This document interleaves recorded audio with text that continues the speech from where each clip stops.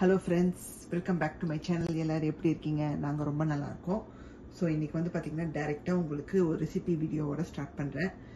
2-3 நாளா பெருசா எதுவும் வீடியோ எடுக்கலைங்க. ஏன்னா எல்லாம் ரொட்டீனா நாங்க என்ன சமைக்கிறோமோ அதுதான் போயிட்டு இருந்துச்சு. சோ அதை எடுத்து போட்டா நல்லா இருக்காது. சோ இன்னைக்கு என்ன தோணுச்சு, எனக்கு பாவக்காய் இருக்கு. சோ அதை வச்சு ஏதாவது பண்ணி காமிக்கலாம் அப்படின்னு தோணுச்சு. எத்தனை பேருக்கு பாவக்காய் பிடிக்கும்னு சொல்லுங்க. எனக்கு பாவக்காய் எப்படி சமைச்சு கொடுத்தாலும் நான் சாப்பிட்டுருவேன். ஸோ எனக்கு ரொம்ப ரொம்ப பிடிக்கும். ஏன்னா உடம்புக்கு அவ்வளோ நல்லது. சுகர் இருக்கவங்களுக்கெல்லாம் ரொம்ப ரொம்ப நல்லது. இது சுகர் லெவலை நல்லா கண்ட்ரோலாக வச்சுக்கும். ஸோ எனக்கும் ரொம்ப ரொம்ப பிடிக்கும். இப்போ அதில் தான் ஒரு ரெசிபி நீங்கள் பார்க்க போகிறீங்க.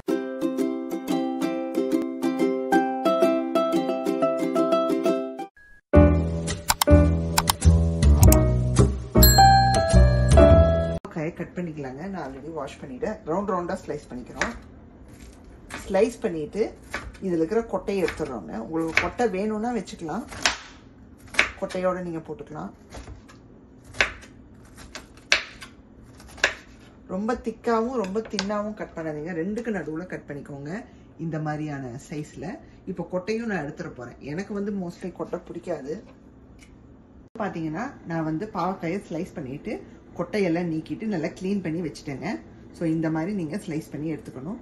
இப்போது என்ன பண்ண போகிறோன்னா எண்ணெயில் பொரிச்செடுக்க போகிறோங்க. கொஞ்சமாக எண்ணெய் விட்டு அதில் வந்து நம்ம இந்த பாவக்காய் போட்டு நல்லா பொரிச்செடுக்க போகிறோம்.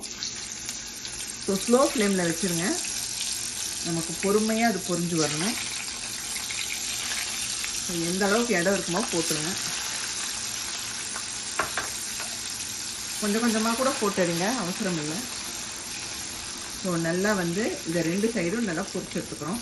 பார்த்தீங்கன்னா நான் திருப்பி விட்டுக்கிட்டே இருக்கேன். இன்னும் கொஞ்சம் பொரியணும். பொரிஞ்சதும் எடுத்துடலாங்க.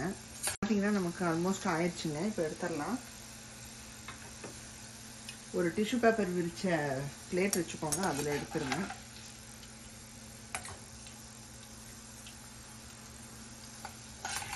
இதை எடுத்துட்டு இன்னும் கொஞ்சம் வச்சுருக்கேன், அதையும் பண்ணி எடுத்துடலாம்.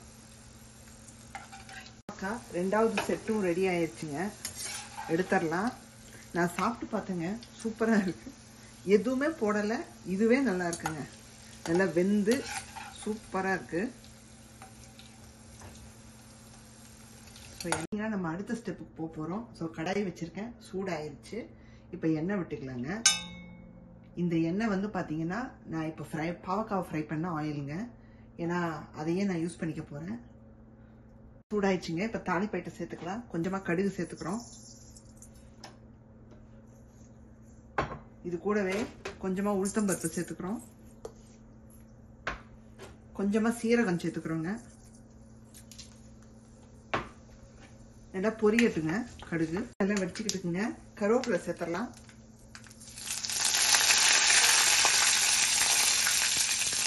இது கூட ஒரே ஒரு பச்சை மிளகாய்ங்க, நான் 2ஆக கட் பண்ணி வச்சுருக்கேன். இது கூட ஒரு 3 பல்லு பூண்டை பொடியாக நறுக்கி வச்சுருக்கேன், அதை சேர்த்துக்கிறோம். ஸோ பூண்டு கொஞ்சம் நேரம் வதங்கட்டுங்க. வெங்காயம் சேர்த்துக்கலாம். பாதி வதங்கினதும் வெங்காயம் சேர்த்துக்கிறோங்க. ஒரே ஒரு வெங்காயங்க, மீடியம் சைஸ் வெங்காயத்தை அப்படியே நறுக்கி வச்சேன், அப்படியே சேர்த்துட்டேன். ஸோ நல்லா வெங்காயம் வதங்கி வரணும். வெங்காயம் வதங்கும் போது உப்பு சேர்த்துக்கலாங்க. நம்ம ரெசிபிக்கான உப்பை நான் இதுலேயே சேர்க்குறேன். பார்த்தீங்கன்னா பாவக்காயையும் சேர்க்கலை, பிளெயினாக தான் நம்ம அதை வறுத்து எடுத்துருக்கோம். ஸோ இதில் தான் எல்லாமே சேர்க்க போகிறோம். ஸோ எவ்வளோ தேவையோ சேர்த்துக்கிறோம். பார்த்தீங்கன்னா வெங்காயம் வதங்கிடுச்சு. இப்போ பாவக்காயை உள்ளே சேர்த்துடலாங்க. சேர்த்துட்டு வெங்காயத்து கூட நல்லா கலந்து விட்டுட்டு நம்ம ஸ்பைஸ் பவுடர் சேர்த்துடலாங்க. பார்த்தீங்கன்னா நமக்கு வெங்காயத்து கூட பாவக்காயை நல்லா கலந்து விட்ட பிறகு இப்போ மசாலா பொடி சேர்த்துக்கிறோங்க. ஒரு 1/2 டீஸ்பூனுக்கு மஞ்சத்தூள், ஒரு 1/2 டீஸ்பூனுக்கு சீரகத்தூள், அப்புறம் 1/4 டீஸ்பூனுக்கு கரம் மசாலா தூள், ஒரு ஃப்ளேவருக்காக சேர்க்குறோம். அதுக்கப்புறம் மிளகா தனியா கலந்துடுங்க. எவ்வளோ காரமோ உங்களுக்கு தேவையோ அதுக்கேற்ற மாதிரி சேர்த்துக்கோங்க. நான் ஒரு 1/2 டீஸ்பூன் எடுத்து வச்சுருக்கேன். இப்போ உள்ளே சேர்த்துடலாங்க. ஜஸ்ட் இந்த பொடி மட்டும்தான் சேர்த்துட்டு நல்லா கலந்து விட்டுறோம். நமக்கு மசாலா வாடை போனால் போதுங்க, ரெசிபி ரெடி ஆயிரும். அவ்வளோதான். தண்ணி தெளிச்சுக்கலாங்க. ஏன்னா நமக்கு வாடை போகணும், அந்த மசாலா கொஞ்சம் ஒட்டணும். பாவக்காயில் ஒரு 3 வாட்டி இப்படி தெளிச்சு விட்டுறலாம். ரொம்ப ஊற்றிடாதீங்க. நமக்கு அந்த மாதிரி இருக்கக்கூடாது. ஜஸ்ட் இந்த மாதிரி தெளித்து விட்டுட்டு மூடி வச்சிடலாம். ஒரு வாட்டி கலந்து விட்டுடலாங்க. நமக்கு அடி பிடிக்காமல் பார்த்துக்கோங்க. ஸ்லோ ஃப்ளேமில் வச்சுக்கோங்க.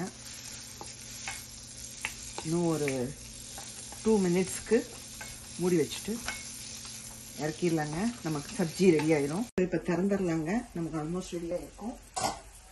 ஒரு வாட்டி கலந்து விட்டோம் திறந்து. இப்போ 2ஆவது வாட்டி சூப்பராக ரெடி ஆகிடுச்சு பாருங்கள்.